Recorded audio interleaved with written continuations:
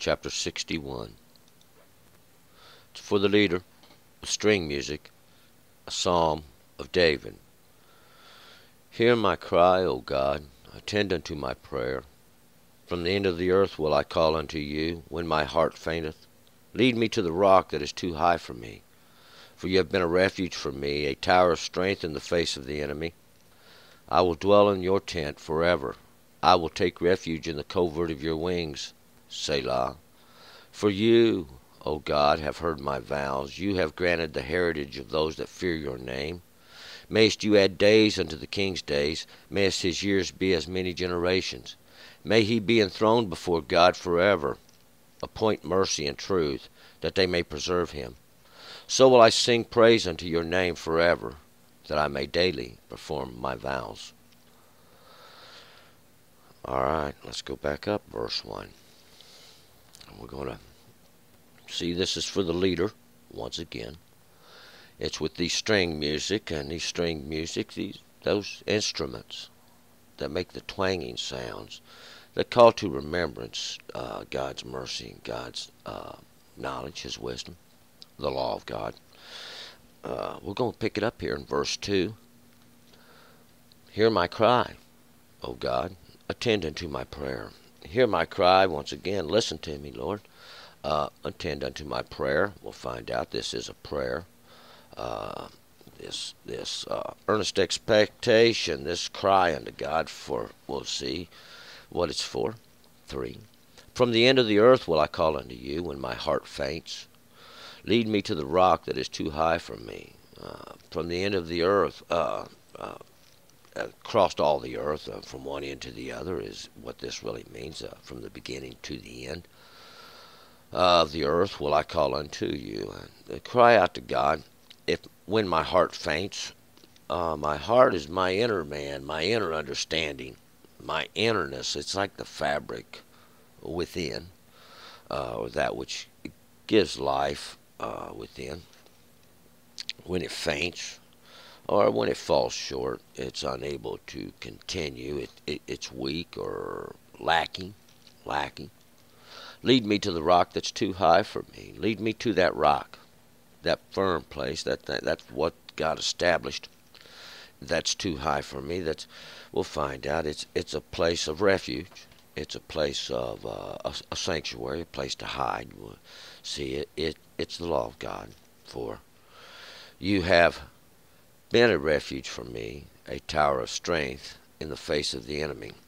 For you have been a refuge.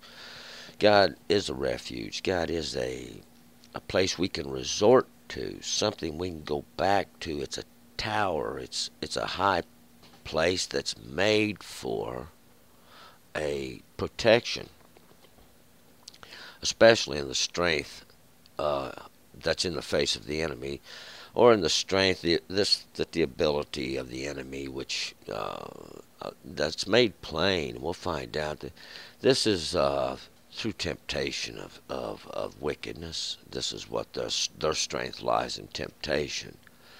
Our strength in ignoring it, falling under God's law and His understanding. We'll find that He gave us in the beginning. 5. I will dwell in your tent forever. I will take refuge in the covert of your wings. Selah. And I will dwell in your tent, your booth, your stronghold, basically, is what it is. And I will take refuge in the covert of your wings, in the covert of your borders, in the covert, or the hiding place, or this place where we can take refuge in God's covering, His protection. It's the law.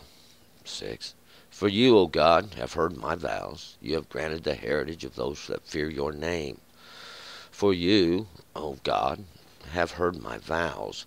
A vow is something that, it's like something we promise to do. It's a promise, basically. And we make a promise, we should keep it. It kind of points towards your integrity, just to who you are, whether or not you have the ability to do what you say or not. But you have granted the heritage of those that fear your name. And God did grant the heritage. The heritage is going to be your possession. your inheritance. It's what you get for those that fear God's name. We're going to find out what they get is a good lesson. They get a good understanding. They get a little bit of an example. God's always teaching. See, He's always teaching, and we are always in the classroom. 7. May you add days unto the king's days. May his years be as many generations. May you add days unto the king's days. These days are little cycles of darkness and light. Well, we can look at them like that because it'd be a better perspective on these days. And we're going to look at them like understandings. These little understandings we get as we go unto the king's days, or unto the understandings of the king. Why? You know, when in the beginning the people wanted a king, Shemuel said, you don't want a king. You don't realize what you're wanting. God made it clear that it's not you, Shemuel, that they hate. It's me. And they wanted a king because they wanted some way to get around the ordinances of God. And we'll find that God gave them a king. And then God said, and your king's going to obey the law too. So nothing changed. The covenant remained. But now you got a king, and he had to obey the law too. Matter of fact, it was folded double for him. We'll find out his years be as many generations. And God did prosper his years with several generations. We'll find out there was a little qualifier that went with that. It wasn't an automatic thing. There's a qualifier that went with that, and it was a very simple qualifier. It's the same qualifier we all get. If you will follow my commandments and my statutes and my ordinances. See, and this was the qualifier. And we'll find out the day came because David was a man who wasn't afraid to turn to God. He wasn't a man who was afraid to honor God, keep his law, keep his understanding. When he was wrong, he turned. He admitted his wrongness, he admitted his unrighteous act, and he turned to God and fell on God's mercy.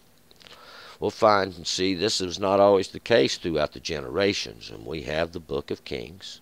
We have the book of Chronicles to document these facts. 8.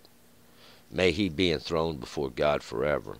Appoint mercy and truth that they may preserve him. May he be enthroned before God forever. We'll find out this enthroned could work two ways. We can. It's kind of like an example. May he be an example before God forever. May it be an example before God forever. Appoint mercy and truth that they may preserve him. And God did. God did appoint mercy and truth that it would preserve him if they would keep it. We'll find out in the end that's not what's going to happen. See, that's not what's going to happen. And even though the prophet said, you sons of David, do truth and righteousness, do good, they refused. They refused to hear. They refused to listen to the prophets. And we'll find out they didn't. And this period of the kings would finally come to its end. And the period of the kings has really come to its end forever. They're not going to return. When this day comes, as Shemuel will once again advise you that you don't want a king. This is not what you want. We'll find out because the exactions that were put upon the people. The king, all his wealth comes off the back of those that work for a living. They come off the back of the poor and the needy is where it all comes from. The exactions that's laid so that the house can look so much better than everybody else's. We'll find this example that Solomon made, see, and the split between Rehoboam and Jeroboam. This was exactly the cause of it. And, you know, this is never going to change, because anytime men take up that seat, they're going to pervert it, they're going to distort it, and they're going to use it for their personal gain. But that was not the purpose of that position. See, that was not the purpose of that position from the beginning. But we'll find out that's what it is used for. God told Eli, I'm going to send a contender. I'm going to send somebody in there to contend with you. Really, and it was to strengthen you up, to get you to set up straight. We'll find out the student should have learned his lesson. 9. So will I sing praise unto your name forever, that I may daily perform my vows. And we can daily perform our vows, my vows, our vows, his vows, your vows, whatever your word is to the Lord. It's a personal thing. It's not something that can be handed down. It's not like the king's throne, who can take it off, put it on the head of his son. It don't work like that. It's going to rely on the individual integrity of each individual. It's not something that can be handed down. We can teach our children. We can say, hey, this is the law of God. This is the understanding, knowledge, and wisdom of God. And they can grow up and do whatever they want, because we can't cause them to do nothing. It's a free will thing, and it always has been from the beginning. You're either going to listen to what God has to say, you're going to listen to God's law, try to find the knowledge and wisdom in it, or you're not. And basically that's what it boils down to. It's not something we can hand down. It's not something that just goes with the job. It's an individual thing, and we'll find out in the end that that's how God looks at it. It's an individual thing. There's no seat that guarantees you this.